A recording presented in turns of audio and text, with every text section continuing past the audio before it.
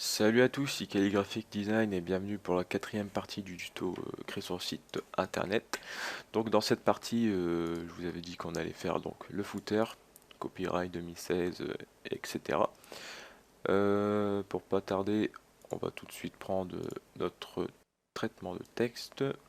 On se met, donc on était à la suite d'articles, slash main, on se met après le slash main, entre le slash main et le slash body. Donc là on fait un petit espace. On va mettre nos balises footer, donc footer, hop, et le slash footer, voilà. Ensuite, un petit entrée, hop, on se met entre les deux, on met nos balises P. Donc là, je vais écrire copyright à l'intérieur, copyright 2016.calligraphique, graphique, voilà, design. Je mets un exemple, un V2.2. Voilà. Là, on peut mettre notre slash P, comme ceci. Mais dans notre exemple, si on voit bien ici, il y a une petite couleur rose. Et pour ceci, on va donc mettre des spans. Je vais vous expliquer par la suite ce sera quoi des spans. Ne vous inquiétez pas. Donc là, on met la balise et on met span. Et on met donc aussi le slash span à la fin. Slash span. Voilà. Je vais mettre un petit espace comme ceci. CTRL S pour sauvegarder. Là pour le HTML c'est terminé, on fait F5 ici, pardon, sur notre page à nous, on fait F5, ici on voit donc notre copyright qui est par là.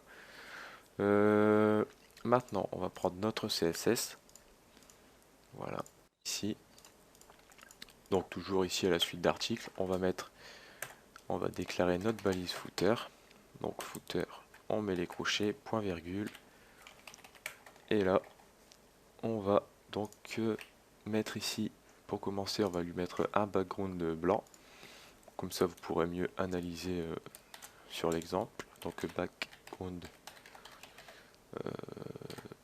background color, pardon, deux points, hashtag, on va mettre une couleur blanche, donc FFF.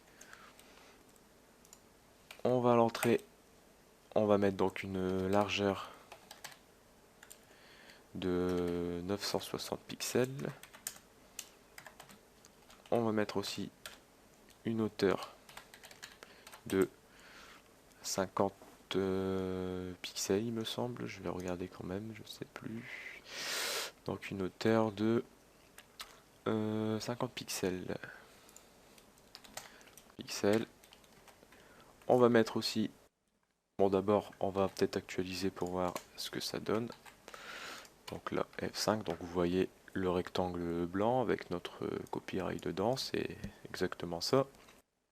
Donc on va vouloir c'est donc mettre une petite marge en haut, une petite marge en bas parce que là c'est vraiment collé, je peux pas aller plus bas que ça. On va centrer donc le rectangle blanc et on va centrer aussi le texte au milieu du rectangle et au milieu vraiment ici donc dans la partie là de notre rectangle. Donc là je reprends ici, je vais tout d'abord centrer mon, mon rectangle. Donc là je mets une margin white, deux points auto, point virgule, je mets une margin left, deux points auto, je vais coller mes deux points, voilà. Ensuite je peux sauvegarder, j'actualise, donc là ça se place au milieu, donc c'est nickel. Maintenant je vais mettre donc mes petites marges en haut et en bas, donc une margin tiré du 6 top, deux points.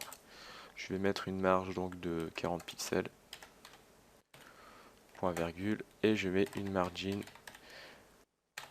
bottom pour le bas donc de 10 pixels tout simplement. Voilà, là je sauvegarde, j'actualise. Donc voilà, ça nous met notre petite marge en bas de 10 pixels et notre marge en haut de 40 pixels. Maintenant, on va centrer notre texte. Donc là, je vais lui mettre une line 8, deux points, de 50 pixels. On fait un CTRL S, on fait F5. Là, vous voyez que notre texte se met au milieu du rectangle, mais on veut vraiment le mettre au milieu donc c'est-à-dire au milieu vraiment du rectangle, car là il est au milieu, mais il est à gauche. Donc là on veut vraiment le mettre au milieu du rectangle, voilà. Donc là pour ceci, c'est très simple.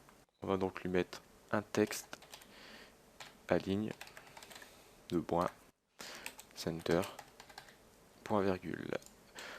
Donc là, je peux supprimer mon point virgule en fait parce que ça fait deux points virgule. Donc là, si j'appuie sur F5, ça me le met au milieu. Donc c'est ce que je voulais. Et pour tout de suite, donc corriger, car là parfois j'ai mis deux points virgule peut-être. Ah non, j'avais déjà corrigé entre deux. Donc des fois je mets un point virgule là et un point virgule ici. Donc bon, ça n'a pas d'importance, mais je vous conseille quand même de le supprimer. C'était juste une petite erreur de ma part. Donc voilà.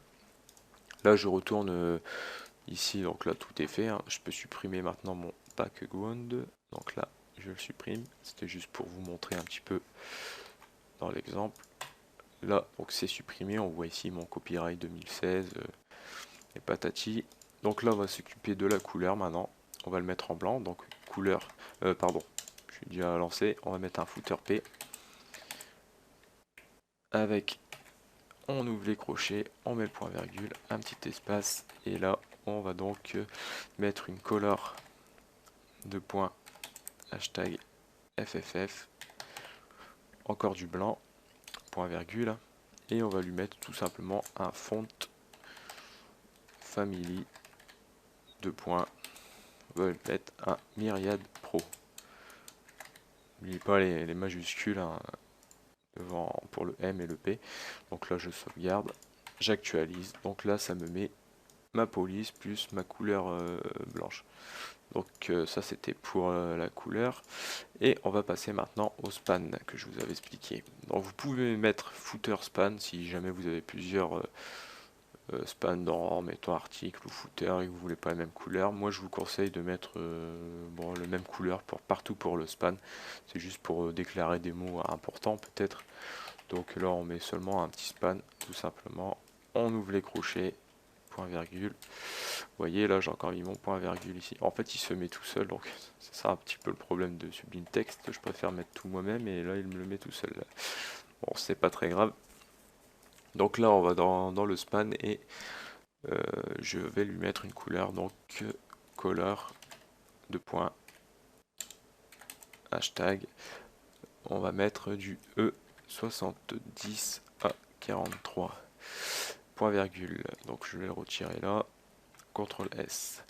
Donc voilà, ça c'est fait. Si je actualise, ça me fait donc ma petite couleur sur mon design, car là j'avais mis donc les spans pour le design. Le design V2.2 était entre les balises span. Donc voilà, pour footer c'est terminé. Pour notre site aussi. De toute façon, je vous mettrai les codes, hein, vous inquiétez pas, dans un dossier. Donc c'est assez simple, on a su créer un header, une barre de navigation, un petit article et un petit footer. Pour la suite, je ferai peut-être des autres tutos un peu à part, donc comment insérer une image, comment insérer une vidéo, comment insérer aussi un slider. Donc un slider, c'est des images qui défilent, peu importe dans quel sens. Je vous montrerai comment faire ça, et aussi comment incorporer des icônes sociaux, donc des petits icônes de Facebook, YouTube. Un exemple, on clique sur l'icône, ça nous amène à la page pour s'abonner, voilà tout simplement. Donc voilà, le tuto là il est terminé et je vous dis au prochain tuto et ciao.